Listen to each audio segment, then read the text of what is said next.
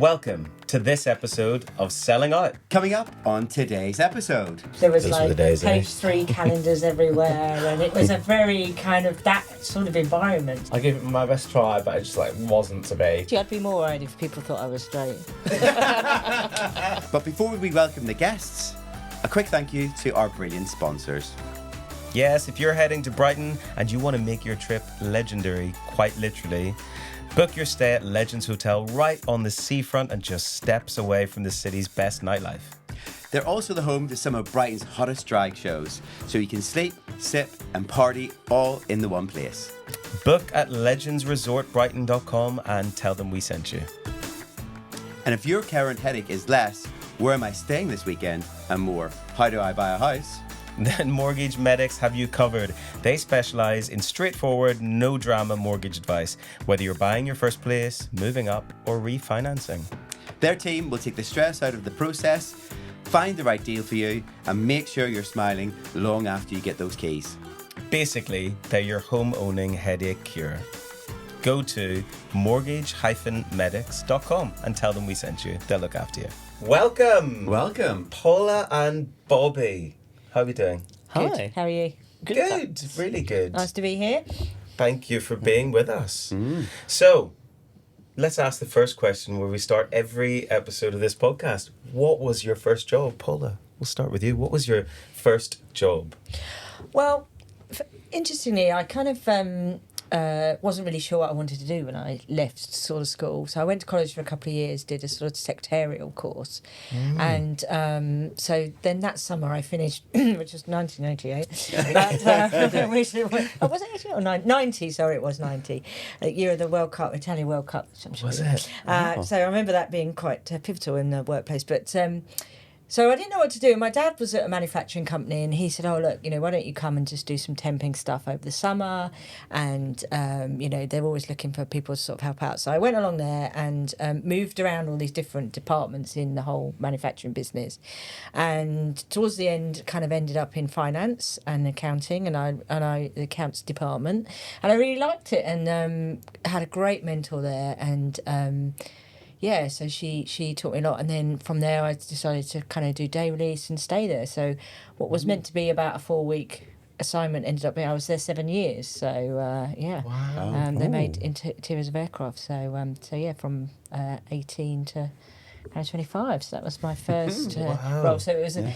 I pretty much got into finance sort of straight away in a way. Finance from the start, through and through. Yeah, a few weeks. Well, as I say, trained as a secretary, did about 2 weeks of that in this sort of temp role. Absolutely hated it. People telling me what to do all the time, like take this down and write this. And I don't think this is for me. I kind of need to be a bit managing my own workload a bit, which I liked when I fell into finance. And did you like maths at school?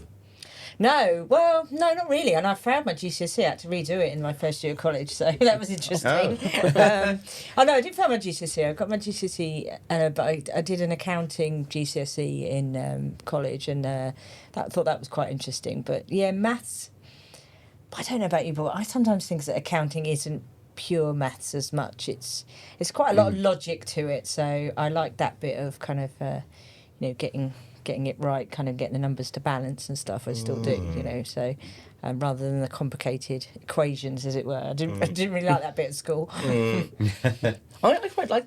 did quite like that bit at school, actually. I quite like the kind of the act of working things out and trying to get numbers to add up and trying to get the right answer, that kind of like problem solving bit of it. So, Bobby, what was your first job then? Oh, you know what? That's a really good question, because Hopefully you remember. Usually when people ask me this, I'd say one thing. I don't think it was that at all. I keep on wanting to say my first job was bar work at university. But no, I had a job before that. What was it? Oh, it was... I was a kitchen porter at a Japanese restaurant in London. Oh my God, is this a Selling Out exclusive? Yeah, Bobby Lambkin-Williams, your first job was a kitchen porter. Ring the bell. Yeah. It's an exclusive. Yeah. Nice. Yeah. So it didn't last all that long because I really underestimated the travel time, and because of the type of job, you have to work lunchtime for the lunch service, then you have to then you take a break during the day, then you come back for dinner service, and I massively didn't appreciate like how many hours a day you'd be working and like all this travel time and everything. It was an absolute killer, and all this like while I was still at college. So like I gave it a go. I gave it my best try, but it just like wasn't to be. At what time? When was this? What year would this have been roughly? Oh, so it must have been 92, something like that, I guess. Something like that, yeah. And you were in college studying. Studying. What were you studying in college? I was studying computer science, mathematics, and what else did I do? Physics. Okay. So early 90s, both of you. What did that feel like going into the workplace as obviously a queer person? Actually, we should say that we're going to start it by fixing what letter we are in the alphabet. You're a big old G, Gary. I'm G.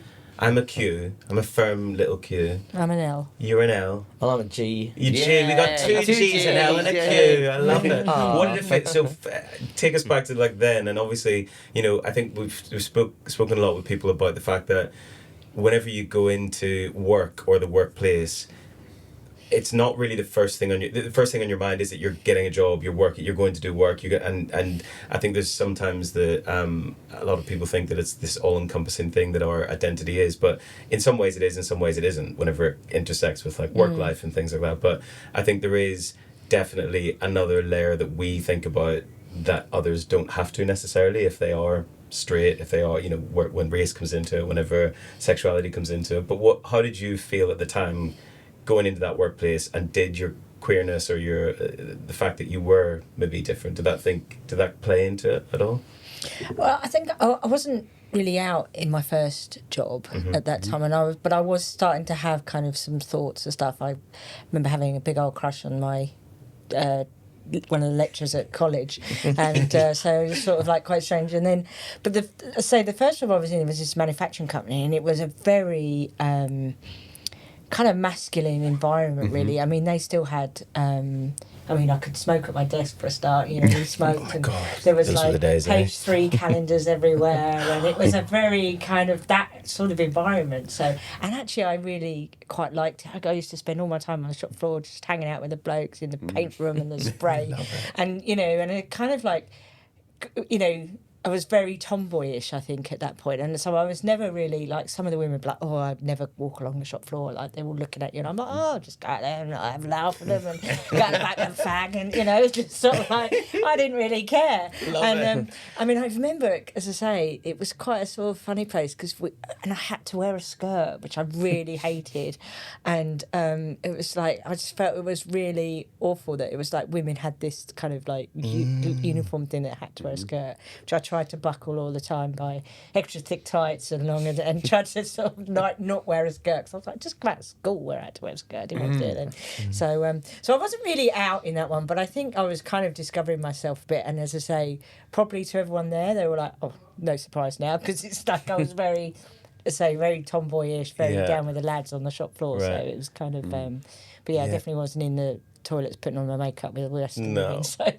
It is weird. You remind me of whenever when I was a kid, we grew up next to my parents' business, which was a yard next to the house, and it was there in conveyor belts and kind of screens and agriculture, all that kind of stuff.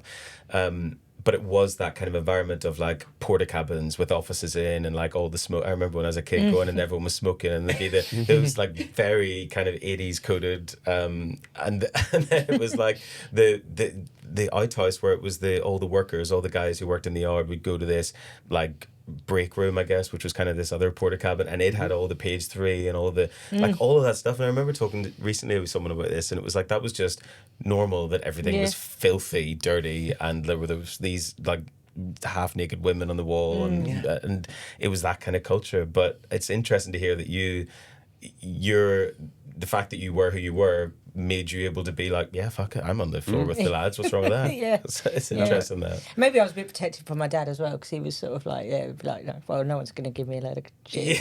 Not that he would have like stormed in or anything, but maybe they were a bit. But I was like, love that. And Bobby, take us back to you're starting in the workforce and you're in your kitchen porter job. Did you feel, or your whichever first job, did you ever feel that otherness and that kind of need to to fit in, I guess, or. I guess for me it was quite a different experience, just because like there wasn't any sort of small talk or conversation or getting to know like other people, Right. mostly because of like a massive language barrier. So like most of the staff working at the restaurant were like, native Japanese speakers, so they're all speaking Japanese, and I can't speak a word of it. Well, I can speak an old word here and there, but like I can't have a conversation. Like I'm not at that level. Yeah. So like for me, like there just wasn't like that level of that level of contact with other people, so like it just didn't really kind of enter into it, like sexuality or anything like that, because like I didn't even know the first thing about most of the other people there. And have either of you ever felt that because it's interesting, because there's not, I guess it's easier nowadays to have, I know I do whenever I go into space, figure out who's queer here, who's part of the who's part of the family, who's gay. But it is that thing where, and we've talked in a previous episode, where it's having like within corporations or businesses or industries having a formation of kind of gay and lesbian or LGBTQ plus societies where people kind of they force that kind of community. But have you ever felt that kind of sense of community within the workplace, within what you kind of did? I guess you said that you didn't really have a lot of people who had small talk or that kind of thing, but no, I mean in my first job, there wasn't that sort of level of conversation that was going on, and I guess at that time it would probably been difficult for me to kind of articulate like how I was feeling and like what label I might come under and that sort of thing, because I was still working out for myself at that time. I don't think I'd actually come out at that point, and I didn't really know who I was, so interesting. I guess it was kind of like too early for me in terms of like my development, age, and everything, to understand how I was feeling.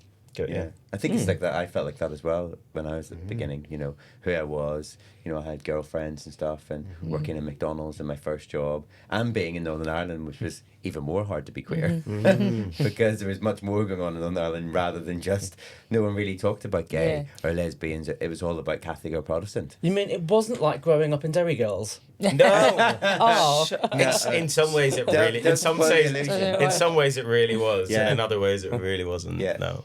But you're right, it is that thing, there's always other things going on, and I think it's just, that's what I find interesting, people's experience of growing up. And I mean, it's part of the reason we want to have these conversations, because I want to understand that kind of thing, because I know for me it's been a big thing going into the workforce and feeling very on the periphery and outside in some ways, but then also being the way I am, being really included in terms of like friendships with people and stuff. But yeah, I just on the, you were saying about... the kind of sense of not being part in the first job, but then what happened after that? So once you had your kitchen porter job, what was the next one after that you said? You said bar work in uni, was it? Yeah, that's right. Was that a similar thing where it was just, was it what university did you go to? I went to Sussex first of all. Oh, okay. And did you build up a nice little crowd of people around you there? I did actually, yeah. Like the people, I was really lucky that the people I worked with there all went on to be friends. So I got to know them really, really well, and I guess it's that sort of job where like you build that sort of camaraderie with people, and either you absolutely hate each other or you absolutely love each other. And was there a nice mix of like diversity of sexualities in there, or was that mostly? I mean, I guess being a university in Brighton, like it was very varied. Yeah. Okay. And so, obviously, this is a finance special. In case you hadn't already recognised that, and I brought one my lovely expensive T-shirt for you. Oh. For those listening and not watching, I'm wearing a lovely expensive T-shirt. We could, and Paula's got her lovely queer jumper on, and Bobby, you've got a lovely. Just painting a picture for the non-viewers here. It's a creamy knit. Yeah, creamy knit. I've got a black. Gary's got a tarot card T-shirt on. But talk us about, so going into then, you obviously started out finance. You said, secretary, then went into finance. So the finance world, like going into that, did you have any sense of what it would be? Was it even on your mind that, was there a point where you were like, right, I am a lesbian and I'm in quite a straight environment, or... Yeah, I mean, I think for me, finance. One of the things that I've always liked about finance, is that you can go into many different industries, and because every business needs finance at some point or other. So I've worked in many different kind of industries, and each one kind of has a different sort of feel to it. I was thinking, just slightly going back to your question earlier about kind of coming out in a way. I sort of like. When you kind of know, but then you're thinking, well, I haven't, been with anyone. I haven't had any experiences, and I'm sure straight people don't think, oh, I have to have, sleep with someone to know that I'm straight. But we kind of put this pressure on ourselves in a way, don't we? And I was like, I don't know if people, I kind of know it's right, but because I haven't known it, am I 100%? So I was always a bit like hesitant in a way of kind of coming out generally, and then more in the workplace, because I thought, oh, it's going to be like, have you got a partner? And because I didn't have a partner, it was always like, I want to tell people that I've got a partner first of all, and then and that would be a sort of same-sex partner. So it was kind of like I didn't want to come out and not have a partner. So I kind of held off a bit, and the same with telling my parents as well, sort of thing. So so I sort of held off at work until I sort of was a bit more sort of having relationships, which was a bit later. It's an interesting one. We always say that it's straight people don't find the need to say but it's that burden of assumption, isn't it? Yeah. And I think that's what a lot of people get frustrated with, that burden of assumption that you're straight, or that you're this or that, and you'll only or know that you're if you not, try it, or it's someone else. For me, all my life, I feel like I've come out loads of times, but with the varying degrees of figuring out who I am. But that thing of people assuming something, whether it's assuming straightness or whether it's assuming you're gay, or assuming that you always have these assumptions put on you, don't you? And you probably find a lot of. I've never really thought of that aspect of when you have a partner, because I came out obviously when I had a partner with my parent. I wouldn't have done it before then. Yeah. So it's interesting how I've never really thought of that kind of aspect of it, really, or that kind of. I don't know that probably today not so much, but probably back then it was 20 years ago, it was probably a thing. You didn't come out to anyone until you had a partner, your parents, or I never really thought about that. It's a great kind of way. I think it was kind of pretty similar for me. So I came out to my friends before I had a partner, but I think I didn't come out to my parents and my family until I did, and I think that it felt like that was more of a conscious thing. I didn't. It's like a validation, isn't it? It's like I'm definitely gay now. I've got a partner. Yeah, and I guess as well as there's also an element of support as well. So if you have a partner, then they're there to they've got your back, and no matter what happens, whether however your parents or your family react to you, you've got that extra support behind you. Yeah, definitely. It is. I think there's also, it's same for me. I didn't really know, and it's a lot clearer now that I've sort of been through life and stuff. But that first thing where I think me and Gary had been dating for a year or going out for a year, and I don't know, with a lot of queer relationships where you find your person, you're like within weeks you're like, yes, that's the one. Yeah, thanks, validation. That's right. But then I think sure, not lesbian. I think it was. I feel like there's a little lesbian in me, Paula. There's a little lesbian in this. Second little. day we had swapped toothbrushes. I remember telling them after a year, and I was sitting down. It all felt very formal and very well, I have to tell you, I'm in love with Gary. And they already knew Gary at that point. It was like they knew. And, my mum still burst out in tears. Love you, Mum. But I think it was just that pressure. Because it's not a normal situation for anyone. And I think in the workplace as well, and we were talking about this in last episode, Gary was saying about how you shouldn't really need to come out at work. And like Gary we met at work and hid it from people, obviously, because Gary was in a manager position, I wasn't, and so there was reasons for it. But then also Gary was you are quite private about, and you were quite private about things. I always have been. But then my challenge to that was, but also we need we need to be represented, and we need to show our that it's not something we're actively hiding because for any reason of shame, And I think there's a lot of shame wrapped up in when we start to identify the fact that we're different from our siblings or different from our school group, or and I definitely know that growing up somewhere where there were no other gay people that I knew of in my school, in my village, or actually our neighbour was a gay guy. But did you ever feel that sense of kind of shame in that and need to hide it, either of you, whenever you in work or when you were going through that? Well, I think for me, the first role I did come out, at, and I sort of started sort of fairly early on, and you mentioned it. It was kind of quite interesting actually, because they were kind of very surprised, because this was, I mean, I grew up not far from, outside London, not far from here, just in Surrey, but it was quite, wasn't the only gay in the village probably looking now, but one of the very few, and everyone was like, oh, never seen a real life gay person kind of thing. So it was just like, You sell tickets to the show. It was like, yeah, and then I think it's just a kind of strange story, but by the end of it, two of the girls I ended up kind of having an affair with, not quite at the same time, but because they were all like, they were so curious, and they were so, it just that like they'd literally never seen anyone, and I think I was quite pleased that it really helped normalised. They were like, oh, but you're just normal, and I'm like, well, yeah, and they, because they just had no real. So that was quite a kind of good way of coming out. As I say, it kind of felt like it really kind of educated them to know about sort of gay people. And I presume they've all gone on to actually be a lot more sort of accepting in the workplace. But I never had any real negative. It was probably more sort of whispers and stuff behind your back. I don't know. What about you, Bobby? Any sort of sense of that difficulty in coming out or being yourself, or? Oh, definitely growing up. Like I never felt that. I never felt like able to come out when I was a kid growing up, especially growing up in a tiny little northern industrial town in the middle of nowhere. Where did you grow up? I grew up in this tiny little town called Scunthorpe. Scunthorpe. Yeah. I've heard of Scunthorpe. Okay. Oh. Shout out Scunthorpe crew. Yeah. Woo. Whoa. Did you love it? Oh, yeah, no. Scunthorpe. Is that the one where the clue's in the name? Exactly. Yes, it is. Not a big queer community back then in Not Scunthorpe. a big queer community at all. Like I didn't know anyone who was queer. Like you open a magazine, look on TV, there were no queer role models, and it just felt very kind of other. Like it was not a kind of welcoming kind of environment to come out into.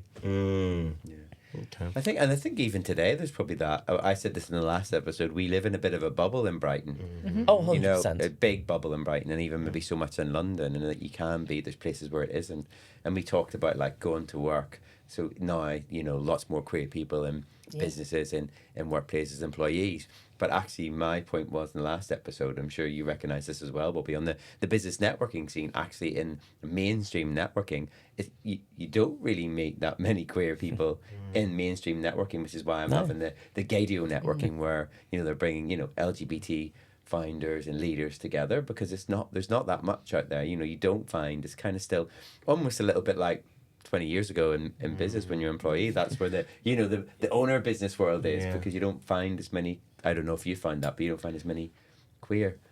I guess I probably do a little bit more for me, just because working in music, like music entertainment naturally attracts queers, apparently. I think that's it. And I want to get onto that, the fact that the industry you're working in now, both of you, but there is that thing, like Gary said, and the reason that we're sitting here today, we want to have that kind of space of what is the disconnect, and sometimes we've thought about, like, is it a problem that doesn't actually exist, or what it, like, platforming queer business owners, LGBTQIA plus business owners and leaders, and because there is a bit of a lack of it, and is it because there's sometimes that thing that I've definitely felt in my career before I've got into our own business, is that imposter syndrome, or that feeling of like, oh, the business world is this, or the business world is better suited to this kind of person. And I think that sometimes, not all the time, but sometimes I have felt a little bit on the back foot of,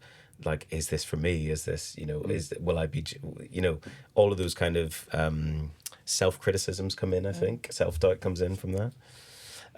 But yeah, on the music industry, so you are accounting extraordinaire. You have your own business. Tell us about that. What got you into starting your own business? What was the prompt for starting your own firm, accountancy firm? I guess it was coming out of COVID.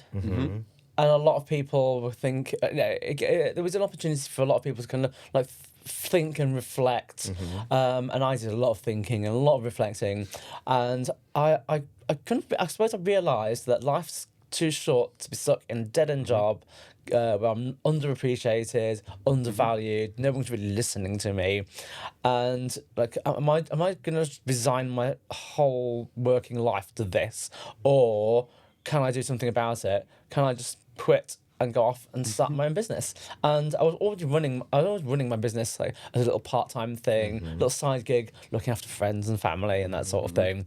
So it wasn't like I was starting from zero.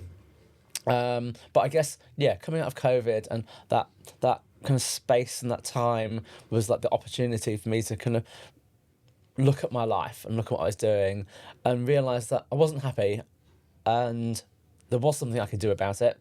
And I'm going to quit my job and start my own business. Good. Yeah. And that's when Bobby met me. So you and Gary met. I met you at my very first ever business networking event. What networking event was it? The BBBC. It was a former version of it. It wasn't kind of what it is today. It wasn't as big. No. It was at it was Hotel Divan. Yes, that's right. Yeah. And we got chatting. Somehow I ended up. I was either sat next to you, or we were at Next the same to me, table. Yeah. The rest is history, The rest as they is history say. now. Yeah. Bobby's in our life. Is it all? I know. We sponsor Gadio events together at school. Yeah.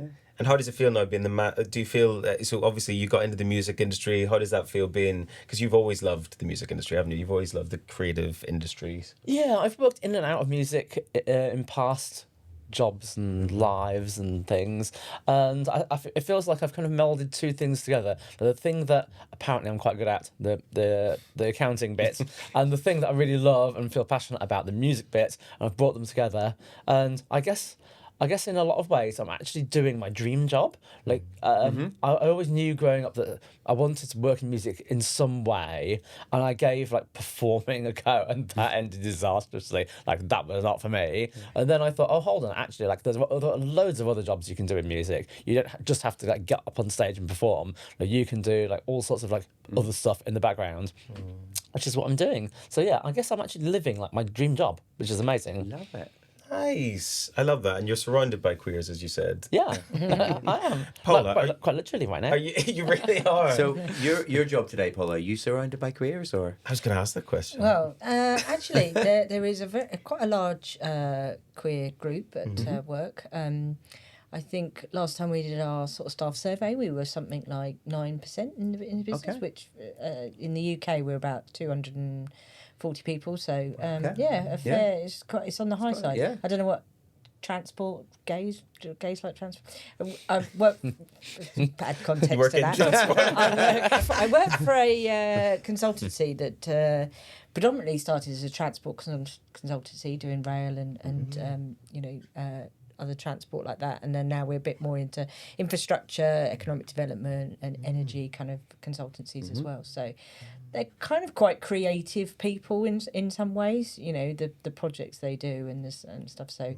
I guess it can attract some sort of queer people, but we've got quite a range of senior down to sort of junior people, and if we all the company is very good at celebrating pride, and but it's interesting because we're multinational. I think we've got something like 19 offices around the globe, and we don't get a lot of uptake on the group in North America or South America, which is kind of interesting. Yeah. So we're always trying to re-encourage from there, but we just don't sort of get any. I mean, we may not have any sort of gay people in those areas, but it's quite interesting how we don't get so much. It's mainly UK focused, the group. It's interesting. Is that an LGBTQ group? Yeah, in LGBT the company. group. Yeah. Okay.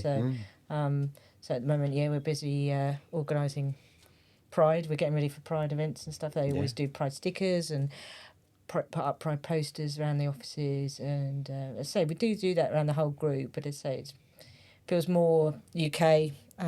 Take it up. So it's interesting. That's what I was gonna. Because I mean, I guess in a way you can't you can encourage. Well, that was the question. You work in a big organization, large across the world.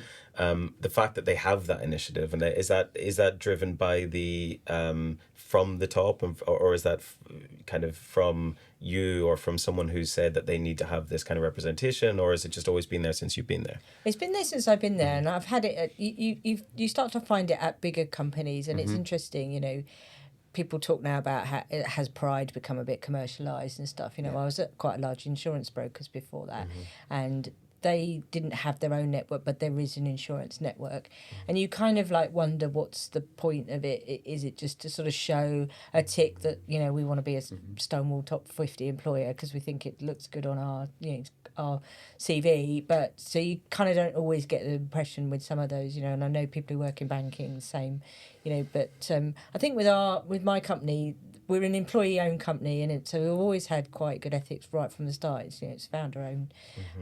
The person who owned it is still sort of involved in the business, and we've got loads of ERGs. So we've got, they call them employee resource groups, and we've got, you know, working mothers, working parents actually, not just mothers.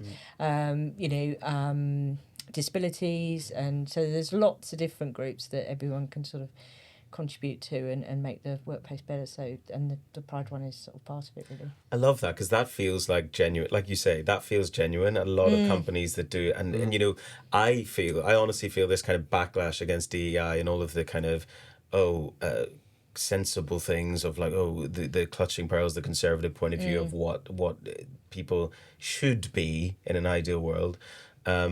It's kind of its reaction to some of these things that are very commercialized positions and stances on things, and whenever it naturally comes from inside the company, it sounds like it is with that, with loads of different, because essentially what it should be doing is supporting people and letting them feel seen and feel welcomed and comfortable in their working environment, or in any environment they're in, but in their working environment.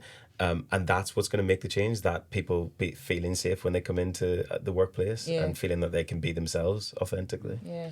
And it's been a great education for people. You know, in fact, the ally take up now is getting bigger and stronger. And, you know, people come along and say during Pride Months, we do a lot of work around.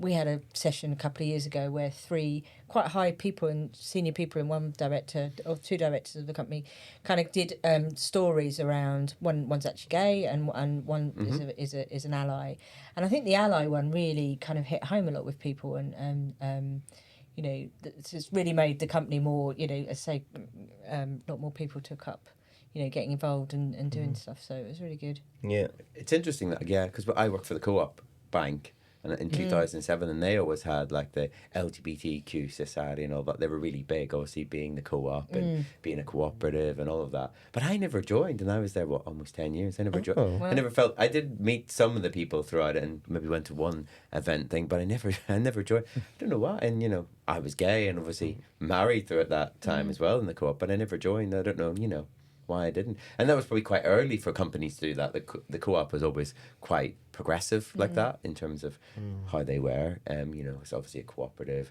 owned by the members, all of that. And that was probably one of the first places where, I suppose, interesting if I think to it, where one of the first places I probably felt most comfortable being myself was in the Co-op. Obviously, I worked for some other organisations, but the Co-op was always that kind of really inclusive place, no matter who you were, where you came from. You know, it was probably in its founding roots of being, you know, members. I wonder if maybe that's like why you didn't feel the need to like join a group like that. Maybe. Because it was so inclusive already. Yeah, the company was very, very inclusive, a great company, but could be. And I think that's also, that speaks into, sometimes me and Gary talk about this a lot, like the privilege of presentation. Like Gary can seem as a straight white man, like can play a role necessarily in these companies.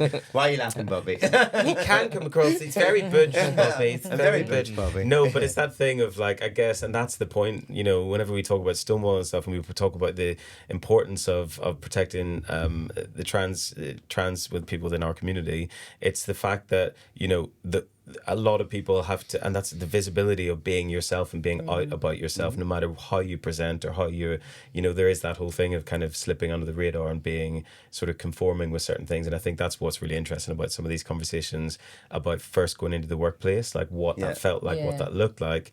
And I think that it's about creating those spaces where people can be more tolerant and open to the fact that there is such diversity in the workforce, and there's such diversity in our community, which I love, which is what I love about it. I think it is a superpower. I think the world's changing though. I think people going into work now that maybe in their 20s, 18, 20, like we were 20 years ago, 30 years ago, you know, it's different now probably a lot. Especially I suppose for me, I would see it very, because Northern Ireland, as I said, was hugely different. Well, that's what we're trying to find out as well. Yeah. Younger listeners, please let us know. Is it different? Come on. Yeah, well, I think actually all sort of diversity really. I think it's moved away quite a bit from just LGBT. You know, well, I was an insurance broker, and you know, they were still very.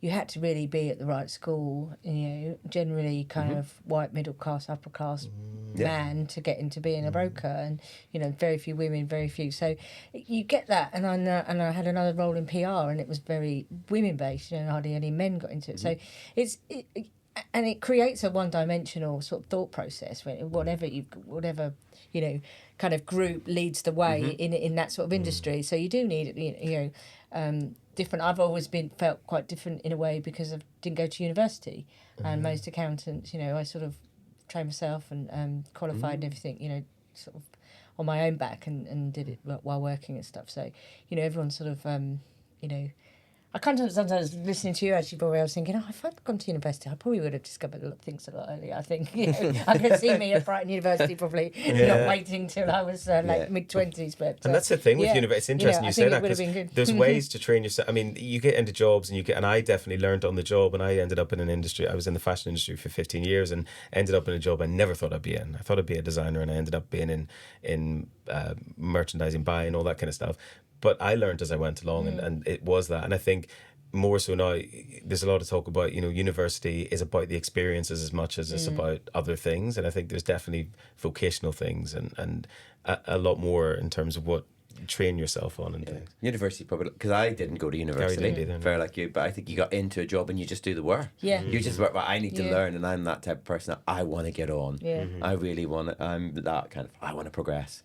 You know, when I worked at McDonald's, I want those 5 stars. I want my first manager shirt. I want to be an assistant man. That was my, probably not thinking about my queer self, just thinking about actually getting on. And it's kind of that thing where you just go into work. You're not thinking about all the other things. And you said, I am a bit private when, you know, in work, you know, as I've got older now and having our own business is a bit more open. But back then, if I thought about it, it was just kind of about, right, let's get on. I just want to do the job. But I also always had this thought from being fairly young, and that I wasn't really going to marry. I just always had this sort of thought, even really before I really associated it with being gay.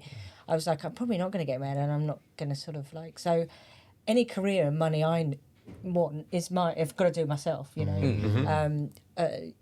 At that time, and my mum had just sort of left the family and stuff, and you know, so I was like, got to just do stuff for myself. And I'm going, you know, and I had a friend who was like, I'm not really going to bother going to college because I'm just going to get married and have kids, and then I'll just leave work anyway. You know, and I was like, wow, that is not what I want. That's not my plan. And I'm going to do stuff for myself. So as I say, within a few weeks of I fell in the accounts department in that role, and I was like, right, okay, get me on day release. I did AAT, and you know, that's where I wanted to go, and you know, sort of. Been self-teaching since then, so, and I think now it was probably the fact that I was gay and you know, gay marriage wasn't around, and so I just thought I'm probably going to be on my own, so I've got to do it for myself. No, and this is why I come back to that thing of like, I definitely think queerness is a superpower, because you grow up in the. I know we all have this experience of growing up as other, or there's definitely a point of recognition where you think, oh shit, I'm not the same as them, or I'm not. And from that moment, you have to carve out your own path, whatever way that is. You just know it's not going to be the same as everyone else's, which kind of gives you a head start in terms of building your own life without the rules. Because I think, as kind of like whether it's logic or whatever way your brain works, it's looking at the world and the map that's set out for people. And in my growing up where I was, it was very much about, you know, you grow up, you get married, and then you have your job, and then you have kids. And I knew from very early on that probably wasn't likely my story, because I fancied my biology teacher, who was a man.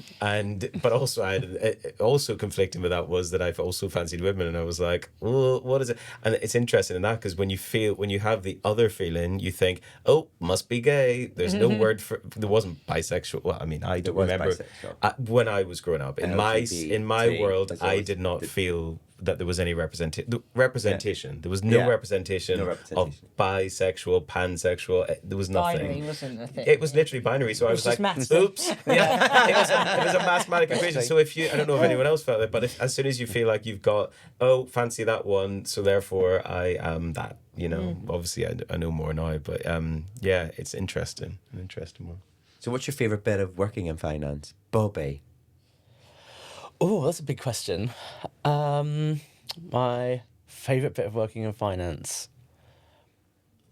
I guess for me, it's taking all those numbers and all of that stuff that's been happening with clients throughout the year and bringing it all together and like building up a picture of what's happened. Like for me, like when I look at a client's accounts and they come to me with hopefully not a shoebox of receipts anymore. Hopefully those days have been and gone, and they're dead and buried in the 1990s. Thank you very much. But when they come to me and they go, oh hey, here's what's been happening. Here's my bank statements. Oh, come and have a look at my like QuickBooks or my Xero or whatever. I'm like, oh okay, like this is great, and you can have a look at like what. All the money they've brought in, all the sales they've done, all the things they've been spending money on, and I really love like looking at all of these like individual transactions, and like to me that it builds up like this picture in my mind of what's been happening throughout the year, and it's almost like I'm kind of like going on the journey with them as I'm going through everything like month by month. Going, oh, okay, that was really good. And, oh, we had a bumper month this time. Oh, you must have been away for the summer because you didn't do all that much during August. And for me, it's like it really is like painting this whole picture. It's almost like watching a little movie about my clients' lives. Yeah, I love that. I love that. Yeah, lots of accountants like to talk about trial balance, isn't that the word? Yeah. The trial balance, yeah.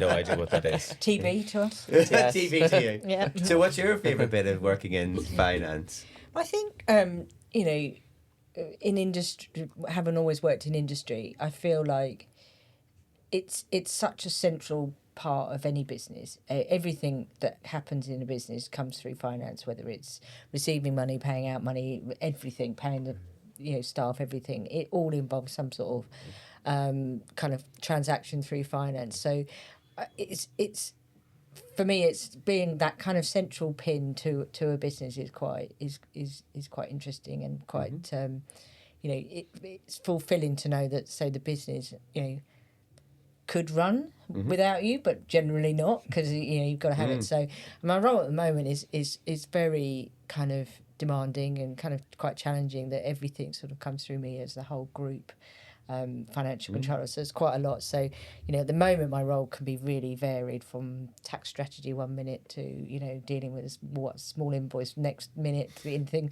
even though I've got a team of sort of 25. But it's so yeah, for me, I say I like the pace of it. I like, back to what I was saying earlier, I like making my own kind of work schedule, and the deadlines, but you could just move stuff around and pick up bits that you like to do. So and you get to meet a lot of people within the business, which I always really like. I always say to my team, we're not back end, we're in the business, we're partnering, and you've got to be in there and sort of help the business in every way. Business partnering has become more in financing industry, that business partnering is where it's at. You've got to be in every department helping them make the most of their budgets, of their forecasts, of their stuff like that. So it just feels quite a good role to help everybody within the business, really. I guess that's maybe what's changed a lot in, because I remember going back to the days in the porter cabins in my parents' business, like the finance office was there, they were doing the books, they were doing whatever, but that business support thing where, everything does factor into everything, whereas they'd be in their office, go and see finance, you're in Yeah. trouble, or go and see the, whereas it is Yeah, it seems to more take than people that. off at the end. Yeah. It's like, you spent this. It's like, yeah. And I think that's something that's changed like across like all sort of like parts of the finance and the accounting world, whether you're in an industry or whether you're in practice like myself, like that there has been that big shift from just like doing the numbers to being more of a kind of like advisory type role. Definitely. I bet it's queer people who put those changes in. Yeah, but as I Break always say the rules. within businesses, I think that every single department is in sales, no matter what you do. If you're, you're all in sales because you're We all always helping say that that, yeah.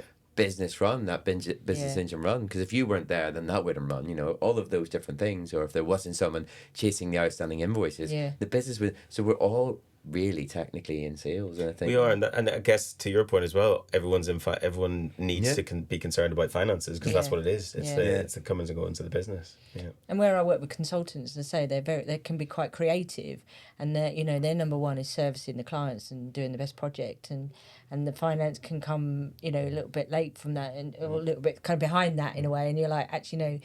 Okay, you do need to do that, but you also do need to make a profit, and it does need to not, if it says that you can do it in 10 hours, you've got to do it roughly around 10, not 200 something, and go massively over budget. But they want to do the best for their client, so they need that commercial edge from finance to help their projects run, really. So. My thing in business was always be close to the finance people. One of the jobs when I was in Audismar, I worked with this lady Elaine, so she was in accounts, but she did all of like the when you put your mileage in. So I had a company car, whenever, and she loved me because I was always the person that got in on time. Everybody else, people who aren't that, I'm a bit that kind of process driven. So Elaine loved me no matter what I wanted. It was fine. It was all good.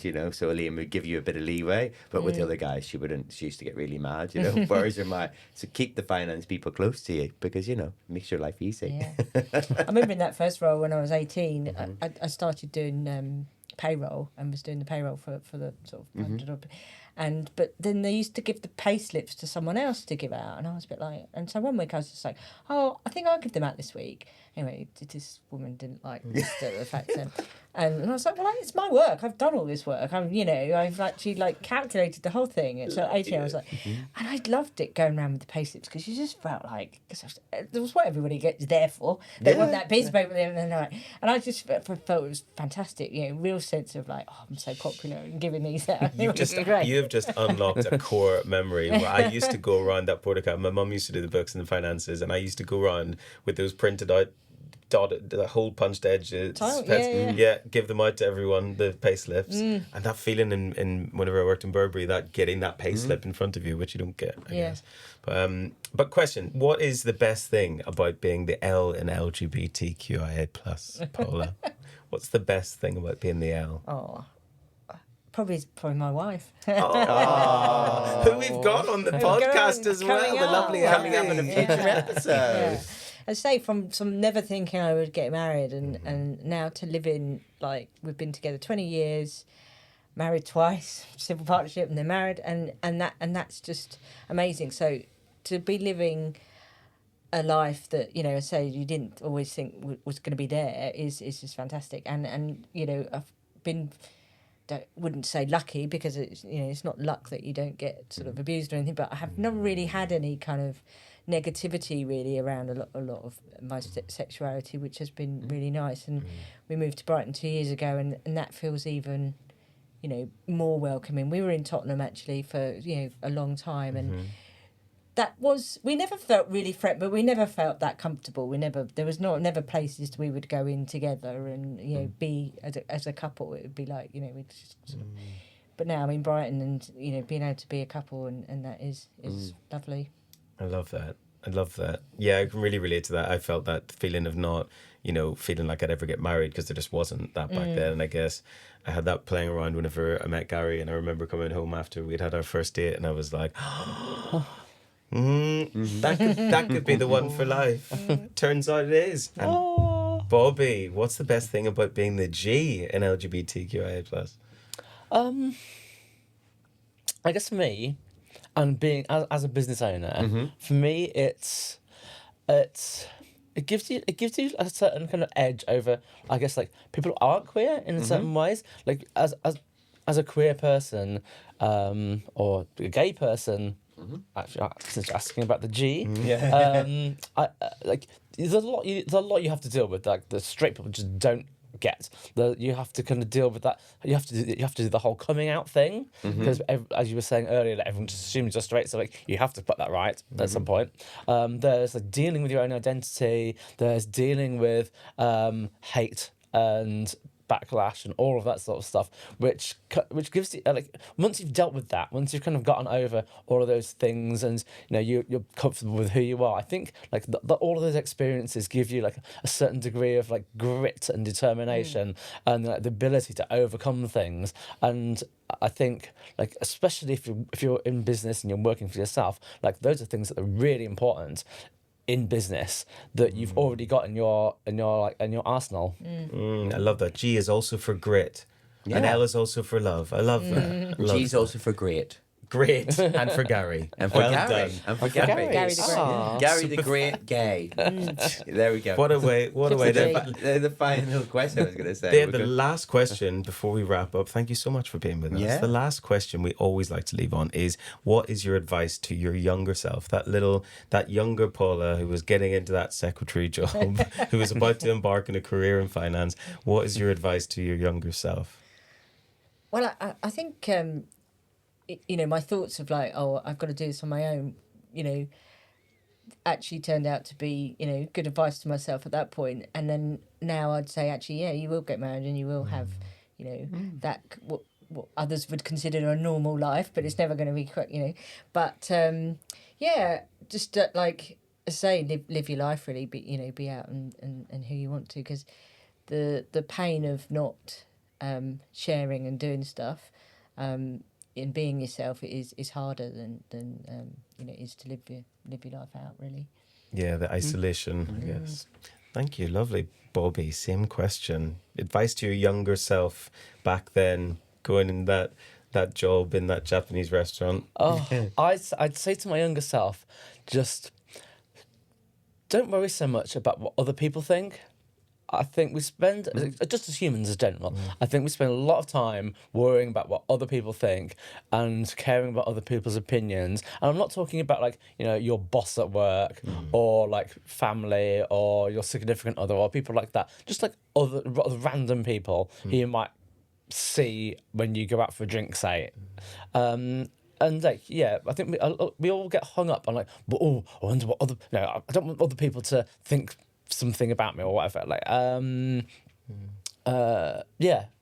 there's a lot of pressures that conform, a lot of pressure to kind of be in a particular way, like do a certain thing. And I'd say like, I don't know why I'm putting that pressure on myself. I don't know why I feel like I need to impress like somebody who I will never meet again, who it probably doesn't even know that I'm sitting over here. Like, why should I care about what you think? Just like get on with your own life, do your own thing, be your own true self. I love that. I remember hearing someone saying about like people aren't thinking about you as much as you think they are, and actually when you understand that, you could just go out, be yourself. I love that. But actually, I'd be more worried if people thought I was straight. Hey, don't assume I I'm would really hate that. Which is why you're wearing your queer jumper. No question. It's like, oh God, you think I'm straight? Thank you so much. This has been absolutely wonderful. I hope you've enjoyed it. Thank you for having agreeing me. to come on the podcast. Yeah. Yeah. It's been really lovely. Thank you. Thank you. Gorgeous.